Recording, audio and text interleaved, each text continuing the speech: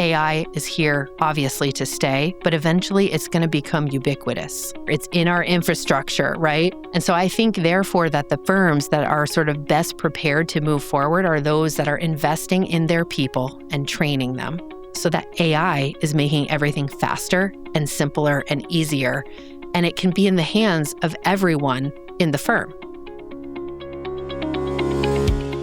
We recognize genius wherever it exists. And if you're known by the company you keep, we are proud to not only spotlight the women that are part of Rockefeller Capital Management's unique network, but also welcome our brilliant audience members. Hi, everyone. I'm Laura Esposito, Chief Client Officer at Rockefeller Capital Management. And welcome back to Genius Loves Company. Everyone has a story to tell, and we're excited to hear those from some of Rockefeller's top private advisors, investors, and senior leaders about the life and career experiences that got them here and the insights and perspectives they've gained. With me today is Jenn Tsahalis, Chief Operating Officer of Technology and Operations at Rockefeller Capital Management. Jenn oversees the delivery of the firm's technology initiatives, leads cross-functional teams across tech and ops, helps shape firm-wide technology strategy, and plays an active role on several executive committees and boards. She is busy. Welcome, Jenn. Thanks for carving out time for us. Thank you, Laura. I appreciate you having me. I'm so excited to talk today. Well, we love having you as our guest of honor. I have so many questions. You sit in such an interesting intersection between technology operations and really the business, and we're going to get into all of that. But as you know, as we've done in the past, we always like to go back to the beginning.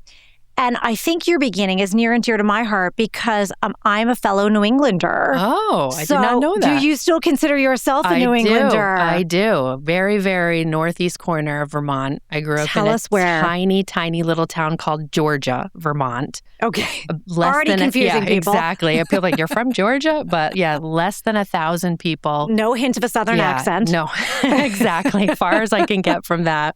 And the town I grew up in was as a quintessential Vermont little town. Not a lot of industry. My high school was maybe 100 people in it, the entire school. Lots of sports and extracurriculars, lots of farms. And that was pretty much all there was. No diversity, really. Nothing other than just, school, sports, extracurriculars. And I think that's where I got my beginnings, I guess. Well, that was home. That was home. All right. So we're getting a little sense of what the environment was like. I want to hear some more color on that. But I'm really curious about how it shaped the way that you view work and ambition and kind of thought about success. Big questions to ask at the very outset. But how did life in Georgia, Vermont influence these things? Yeah, I feel like in order to answer that question, I have to talk a little bit about my family because as with most people, I think it's kind of your family that sets that foundation for you. My dad didn't go to college. He, started working at the mailroom in IBM and from age whatever that was, 18 up until 40 when he, by the way, retired and just decided to go and volunteer at a farm. He became a mid-level manager by the age of 40. Where was the office? The office was right in Burlington, Vermont. Okay. So he did that, and he was really dedicated, went into the office early. He'd get in at like 4 a.m. This explains a lot. Like just very devoted to what he did, but also wanting to have sort of a work-life balance. Yeah. My mom, on the other hand, was a 5th grade teacher. She did that for over 25 years. And she was probably the most devoted teacher that I've ever met. Like she also in early 6 a.m. prepping for classes, leave at the end of the day, come home. She'd be working at night, prepping for the next day, just really, really devoted to education and learning, loved children. And really was the best mom. Did you have her as a teacher too? I did not ever have her as a teacher. I didn't know in a small town. Yeah, she taught in the town over for me. But I did substitute teach for her when I went into college. And that was an experience getting to be a substitute teacher and then having her there as well. So I feel like that sort of teacher, paper, pens, organization, all of those things that teachers are good off, that's definitely an influence on me and my career. Being just the child of teachers, I see that too. And I was like the type A, got to get everything perfect in school. If I was unhappy with a project, I'd rip it up the night before and pull an all-nighter to make it perfect. And sort of that quest for perfection and real passion in everything that I did. I would say that's kind of the core foundation that I got from the small town I was in, but also definitely from my parents. Wow, there's a lot. So did you understand kind of what your father did for a living? I did. Yeah. I mean, and like I said, I think, that concept of middle manager at IBM as a kid, you don't really know what that is, except he's managing people. And I just always remember that he had many friends he would bring home, coworkers, and they all just talked about him as a mentor, somebody that they looked up to, whether it was work advice or personal advice. And so to me, that's another thing I kind of take away is it's all about the people. And so I sort of think I got my organization and my structure from my mom and sort of the value I have in the people I work with from my dad. Wow. So did you ever consider, perhaps you considered following your mother, and your mother's fantastic at substitute teaching. I did think I wanted to be a teacher at one point. And then, and then you started substitute teaching. I did. And I was like, nope, I do not want to do this. That is a thankless profession in the end. It's like these teachers are they're so valuable to our youth, but it is such a hard job. I just had even more of an appreciation for what my mom did, for sure. Yeah. Okay, so that was while you said you were in college. So tell us about college. College, I went to University of Vermont. Great school. And I did not want to go there, actually, as most kids in state don't want to go. You wanted to go further. I had grand aspirations of being an architect and going to Savannah College of Art and Design. I applied to a number of schools. And I think just given the small town setting that I was from, it was hard to sort of get in anywhere. So I ended up at University of Vermont. And as with most things in life, I wouldn't change it in hindsight. Yeah. I think things happen for a reason and there's always a silver lining. And I made great friends. I loved the city of Burlington. It was so different than being in Georgia, Vermont, where I grew up. Just a little bit bigger of a town, a little bit more diversity. And my funny story is, University of Vermont does not have architecture. But they had engineering, and so I thought, well, that's got to be the next closest best thing. I was trying to figure out how not you even got remotely into related. engineering from this story. No, it's not. It's as with everything, I always talk about these right turns, and I just thought to myself, well, I can't do architecture. Engineering must be similar. I don't really like physics, so let me pick the one with the least amount of physics. And so I picked electrical engineering, which, if you know anything about engineering, electrical has the most amount of physics. So needless to say, I suffered through 4 years of that and sort of went, okay, I'm not sure I want to do this for a living, but I got through it. I graduated, Were you one of very few women? Oh, gosh, that has been a story in my career as well. I would say in my graduating class of maybe 200 people, there might have been 8 women. Wow. Yeah. So at any stage, so you make this right turn. You're like, okay, architecture, electrical engineering, sure, must be close enough. Right. You can actually drive a truck through that. Exactly. It's like, what are you thinking? Okay. My parents must have been like, what the heck? Once you get into it and you realize, wait, hang on, this is probably going to present more of a struggle than I perhaps initially thought. Yep. Did you contemplate pivoting? I never did. It's interesting that you say that. I think I'm someone who feels like once I set my mind to something, I'm going to finish it. So I never thought about changing majors. I had a lot of good friends in engineering, and honestly, they got me through it, bonding and studying and working on things. And, I learned a little bit about computers. I think and I did a couple of programming classes, and I liked that.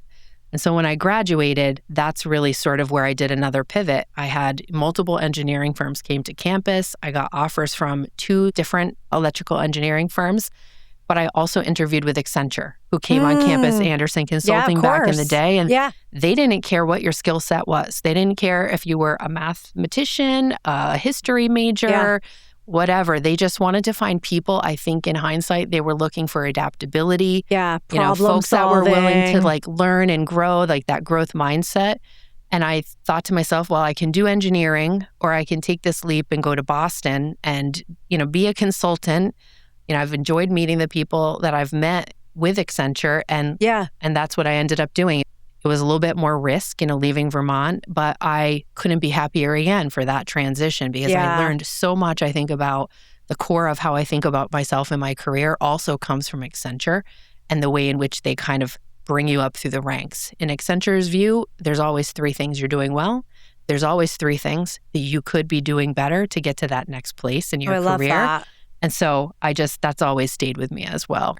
It's so interesting. Okay. Going to Boston. I mean, Yes. that was a big leap, right? Oh, it was huge. You had not left the Huge. state of Vermont. And so to go to Boston. And I went by Burlington's a myself. city. I didn't know anyone. I had a boyfriend, my now husband at the time. We both met in college. He went to New Hampshire. I went to Boston. I didn't know anyone. I lived in the back bay right behind the Symphony building. Did you find a roommate or did you? I lived on my own. You were able to live on your own. Good for you. Apartment and just, figured it out. And I couldn't have been happier that I was with Accenture. Like, one of the great things about them is they have a good group of people. I think there's probably 80 or 100 kids that start every summer. They put them in various start groups. You go out to, Chicago together for 3 weeks of training. You come back and then you just get assigned to projects and you get a little taste of everything. Yeah. And so it fulfilled, I think, that sense of small kid in a big city, not too big because Boston's not quite that big, but big enough. And then really being able to see what I was interested in and what I wanted to do. Were you exposed to different industries through that? I always tell people, I did everything from writing programming code that helped manage the New York Times paper roll management system. So think about they're printing the paper, and if it broke, they had metrics and analytics around what paper was breaking on what press. I worked in pharma. I worked in a bunch of different places and traveled all over. It was 4 years that I was there, and I loved every second of it until the point where I thought, I can't travel anymore. I need to settle down. It is. I think that a lot of young people get to that point because you're 5 days, and at the time, pre-COVID, that's this right. is pre-virtual work. So you're 5 days in a city, somewhere else other than, unless you're on staff, other than Boston. Exactly. What a great starting point for any young person. It was. Okay, my last question about Burlington. Were you into the music scene? I was. Okay. Definitely Jen, a deadhead. we still have this in common. Fish. I love that, I right? love it too. Okay. Yeah, definitely. In fact, we used to go to the... We probably overlapped to Nectar's, which is where fish got their start with the gravy fries. Of It's course. that's ingrained in my blood as well. So fun. I knew we had that in common. Yeah. Okay. All right. So you're in Boston. You're at Accenture 4 years. Walk us through what was next. You kind of came reached. Was it a particular decision point? I think I just sort of got to the point where my boyfriend at the time and I were getting more serious. He had a pretty steady job in New Hampshire. We thought, hey, we'd like to move in together. Can't really do that when Jen is out of town, 90% of the time. So I decided to stop Accenture, and that was right around the .com boom. Okay. And so I actually worked for just a year at a small company called Razorfish. They were like a design agency, small website consultancy. Design. Yep. Yeah. So I worked for them for about a year right in Boston. Again, loved it. But they got to the place where they just decided, they let a few people go. I took a voluntary leave of absence or severance package. And then I ended up somehow, I'm still not really sure how this happened, as per everything in my career, this will be a theme this year, today as well, is that I ended up working for Fidelity Investments up in New Hampshire, not in the retail side, but more on the benefits corporate outsourcing side. They have a whole division that manages companies' 401k, pension, all of that. So I interviewed, I got a job, and I went there. And at that point, I was still sort of more in programming, like a technical lead, running large development projects and getting my bearings in sort of that type of an industry as well, which was one I hadn't worked in. So financial services, it was a new industry to you. Yes, okay. Exactly. And how would you, in reflecting on growing up, what's your earliest memory of money and how did those early experiences influence your own mindset around financial security and contentment? It's interesting because I think growing up in a small town, there weren't a lot of people. No one really had money, but people were fine.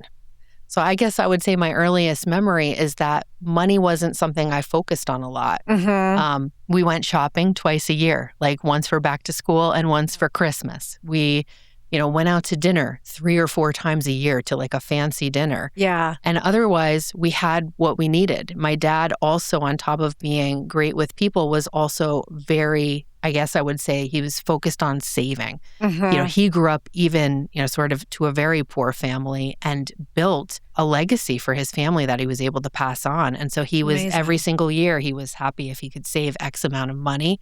But was that talked about? It was, absolutely. Yeah, Absolutely. that's great. When I started my first job, the very first thing he said to me is, you've got to invest in your 401k and you've got to get it in. And so I've Had my 401k since I was 21 or 22 years old. And I'm so glad I did that. I have a 21-year-old daughter now who has just got her first official job after graduation.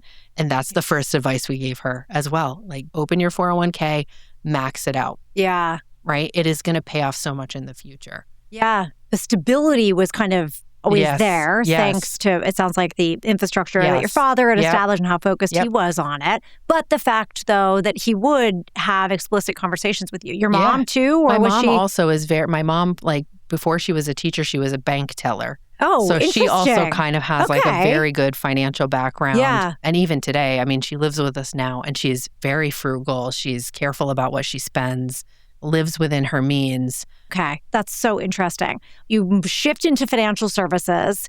Did you have a moment where you're like, okay, I'm interested in this business? I mean, I feel like I just went to Fidelity Investments. I was like, okay, this is a good, reputable company. You know, I like the people I've interviewed with. I'm going to go work there. And that's where I made the leap from technology lead to technology project manager. Okay. And, you know, I say this to people still today. Like, that was the moment when I went, aha. Like, this is what I'm meant to be doing. This is the thing I was always meant to be doing. Did you seek it out? Did you know? It was no. And I feel like, again, with my career, things just happen and I'm accepting and open to them. Yeah. The project manager that was running this large-scale project that we had across Fidelity, it was probably the biggest project they had ever done in that outsourcing space, and integrated new hire sort of platform across all of the various functions, payroll, 401k, pension, that sort of thing, benefits outsourcing. And the project manager left. And my boss said, would you want to do the project management? And I was like, oh, I guess so. Yeah, I could try that. And the minute that I did it, I was like, this is exactly where I always wanted to be, because I like to be in the know. Yeah. I'm someone who likes to know what's happening and connect the dots. Yes. And I always say project managers to me are born, not raised. And if I look back on my younger years, my school, and you know, I was student council president in high school and all of these things, and they are all forms of like putting a plan together and executing the plan. Yeah. So I just realized, like, okay, this is what I love to do, and I love technology. You know, I have that background of programming. You know, being able to understand the technology and being able to be a central cog, I would say, in that machine of helping these projects come together. I love being in that sweet spot. Well, you can translate, you can communicate back like between the business and technology, and then there's an operations element as well, which is such a critical function. And when you don't have that central spoke, then you could see how there'd be incredible breakdowns. It's true. I mean, communication is, you know, it solves 99% of the world's problems. It's true in life, but it's definitely true in technology project. And we're doing large scale projects, and teams can just become completely unable to move forward and make progress if communication and decision-making is not happening. Yes. And so I feel like that's another sort of skill that I've developed over time, is trying to like figure out where the issues are and what is the decision that needs to be made, or what is the help that's needed to be able to get to that resolution, to allow that project to then just go, oh, okay, humming and back in the engine room and everything's flowing now. Fidelity is where I made that transition and where my career has gone since. It's just various levels of project management. Okay, so how were you sucked out of New England? Well, so my husband and I, we got married up in Boston, moved in together. We had our first child, and we decided when she was about 3, since my family was in Vermont, my husband's family is actually from New Jersey. And we thought, like, we've got to go somewhere where we can get some help. Because it's hard being, you know, 2 working parents with a young kid. So we decided, since Vermont didn't really have a lot of technology jobs, my husband is also in technology, we ended up moving to New Jersey. And I followed actually what I would now say is my mentor. He was my manager at Fidelity. He actually had moved to New Jersey a couple years prior and worked for Merrill Lynch. So I reached out to him. I said, I'm looking to move to New Jersey. He's like, come right down. We're doing a big project. And so I ended up working at Merrill Lynch for probably 7 years, doing, again, large-scale transformative project management and loving every bit of it, and getting a chance to move around within the organization and interact with new teams, interact with the business. And there, you were more steeped, I imagine, in the wealth business? Yes, exactly. That was more traditional financial services. Yep. wealth management, I specifically worked on the digital channels. So my Merrill Edge, that sort of thing. I did that massive 3-year conversion from like the really old, outdated technology into really what is Merrill Edge and my Merrill today. Hundreds of people, all sort of, distinct pieces that had to come together at the right time. And I love being in the center of all that. I like being somebody that people will go to and say, what should we do about this? How should we solve this? Can you help me with this?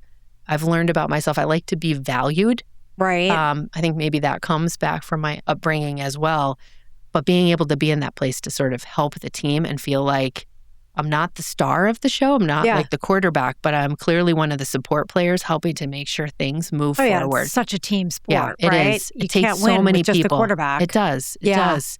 So especially for some of our younger audience out there, how did you get to a place where you felt confident in yourself that people would kind of seek you out and you could help make decisions? You could see what spots needed to be unclogged. Like where did that was it inherent? Was it innate? I feel like it's a little bit of experience because the more projects you run, sort of the more experience you get in knowing what things are bound to be a problem. Start to repeat. But I feel like, again, that goes to the people side of like making the right connections with the team so that they feel comfortable coming to you, and then making the right connections with the stakeholders so that I could be in a position to say, well, I'm not sure how to solve it, but I know someone who can. Or let's go have a conversation with these two people and see if we can't figure something out. And a little bit, that's motherhood too. Yeah. Yes. If you think about it, right? That's it's true. Being that glue between various teams that are trying to move forward.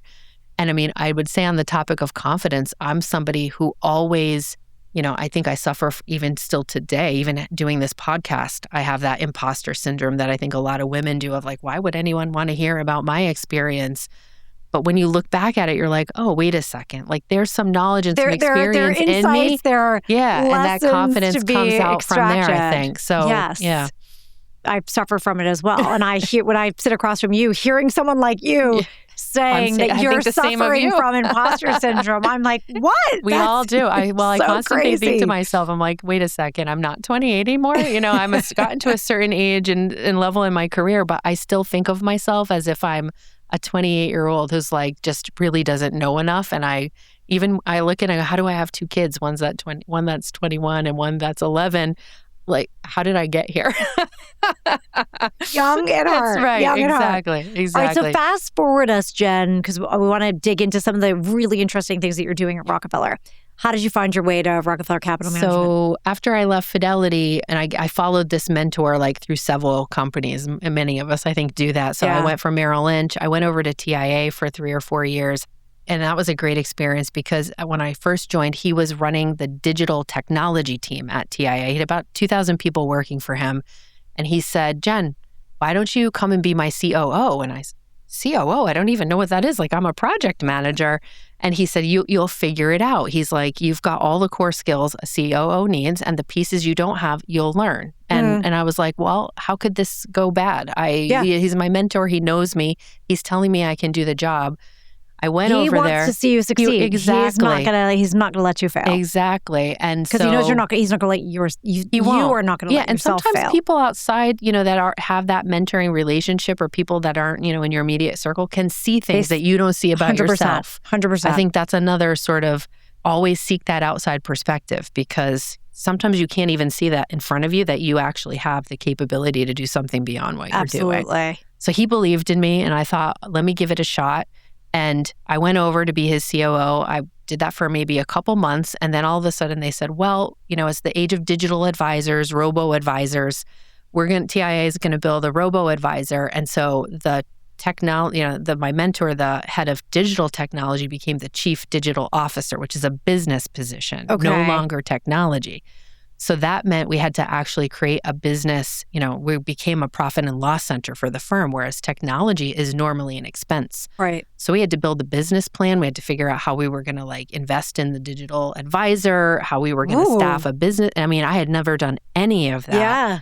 And we had to drive massive change in the organization. TIA was an environment at the time where people were used to just coming into work and pulling the same lever every day. And this was, think about how we're modernizing it. We're trying to value progress over perfection.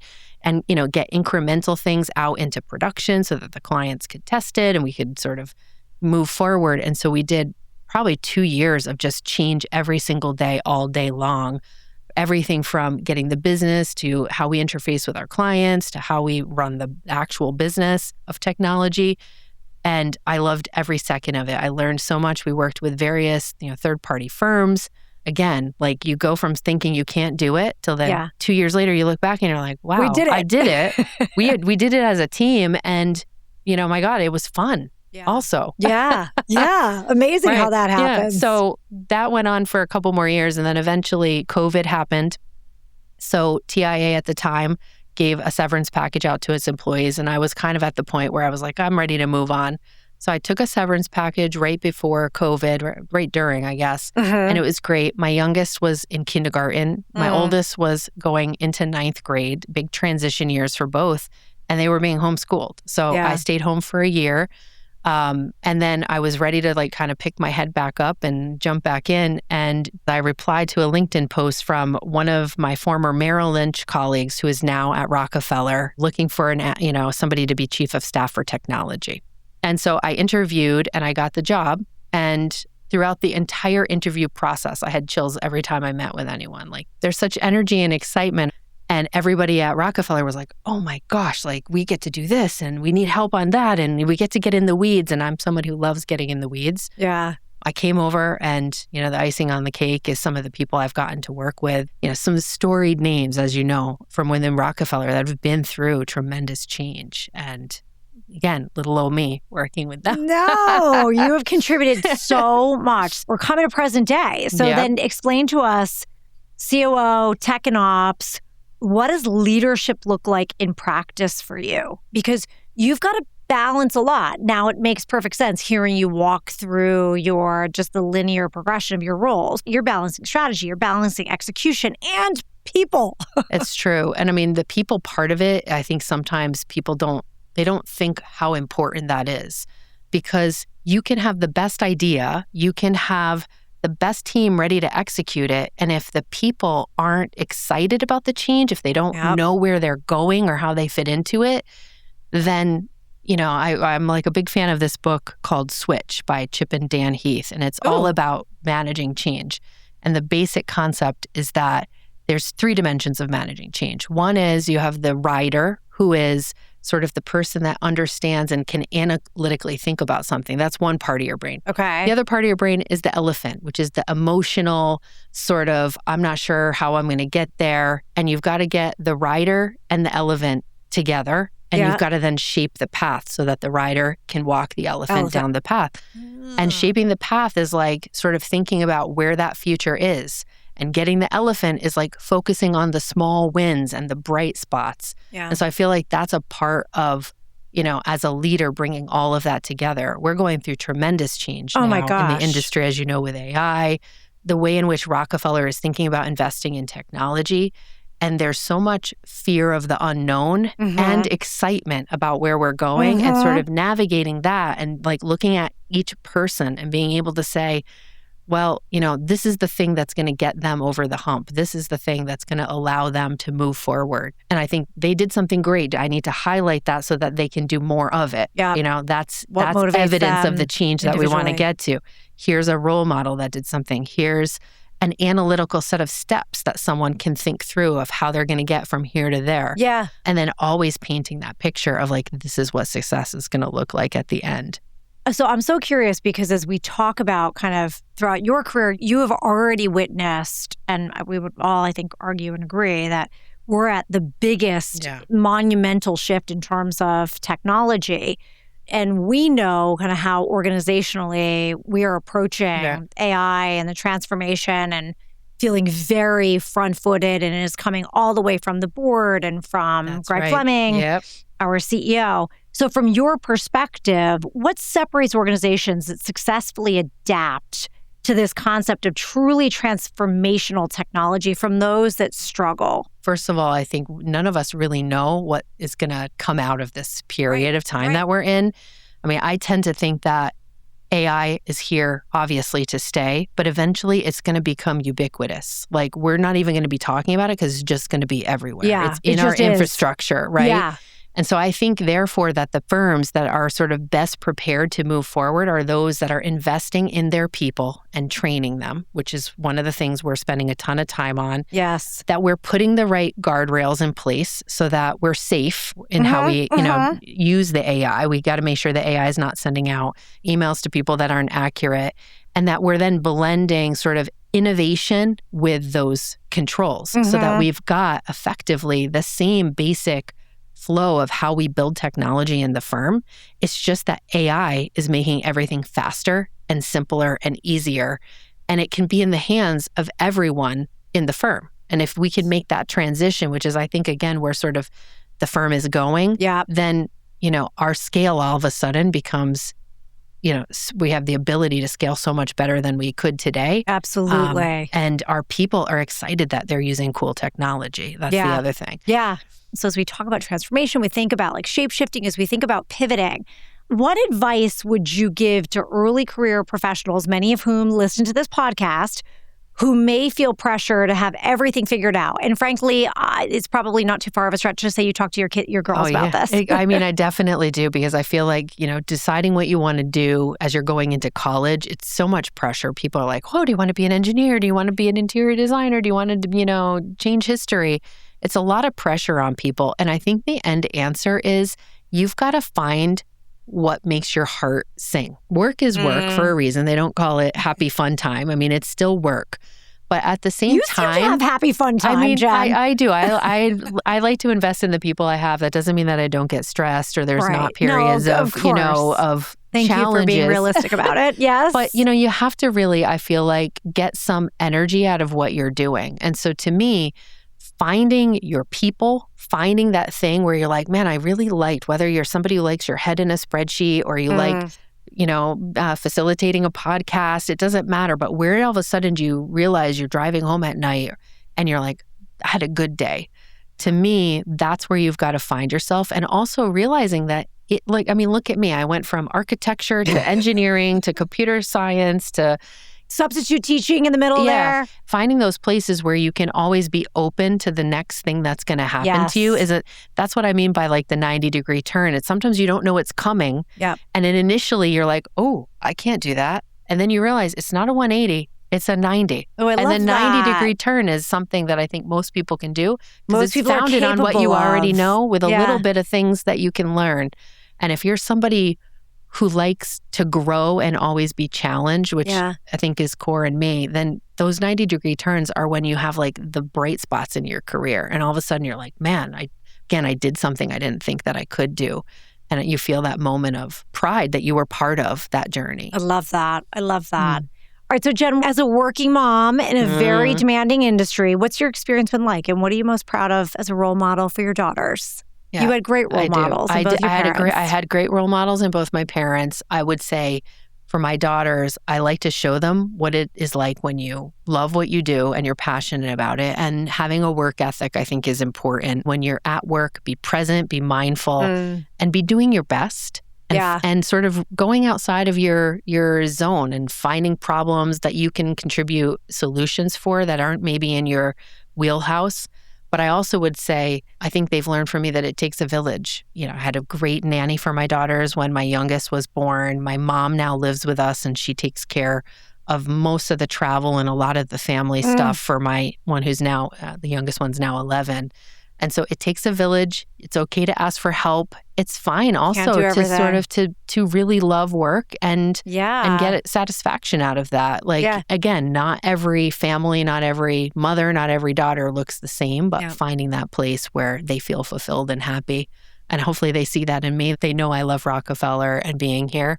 Yeah, no, it is so true. All right, Jenn, to close out one of our favorite questions, where can we find you at 10 a.m. on a Saturday? I feel like my answer will be very typical to anyone that has young children, but I'm usually on the sports field My daughter is big into soccer, and so we're often out there with all the parents. And, either you're sweating bullets because it's 90 degrees or you're freezing cold or it's raining. It's never 70 and sunny with a breeze. Just perfectly pleasant. So every day you're like, how many clothes can I bring to the field? Because it's going to be hot, and then it's going to be raining, and then I'll need a chair. Right. But we love it. So it's nice to finally get a chance to be a sports mom. Get a whole community out of it, too. Exactly. Right. Jenn, this has been such a pleasure. Thank you so much for sharing your story, and thanks to our audience for tuning in. Absolutely. Thank you, Laura.